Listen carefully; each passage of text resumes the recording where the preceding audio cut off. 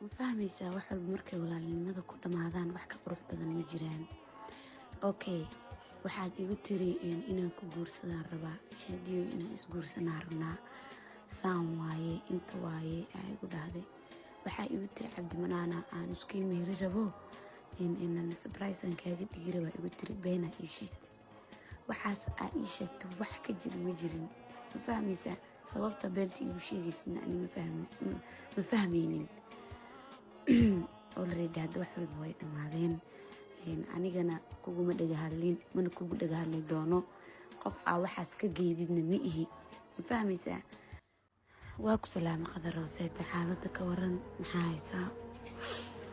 waxaa waaye waa daalnaa alxamdulilah, waa nabad imid, haddaan soo kacay maasha allah. horta go-aan fiicanaa qaadatay markii waxaasoo dhan laga soo tago. maalinka igu dhahday shaadiyoy bil ramadaan waaye, ilaahay kuumasan darnaada ana xaaskayga matihid isma qabno, isaan waaye inta waaye oo wax walba oo aa ku hadlaysay just adiga wax walba waa iskaga hadlaysay, laakiin ani meelaa ku qoranay, ma fahanti.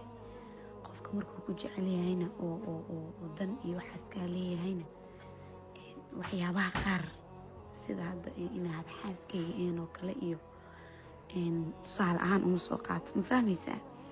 okay, aniga ma rabin inaan ku dareensiiyo. maalin aa qoraal hadda iisoo qortay aan kuusoo qoray ani go-aan gaaray, sababtoo ah ani adi waa isfahmi weynay, mar walba buuqaa taagan. just marka waxaan dareemay inuu xaggayga cilada xaggaaga tahay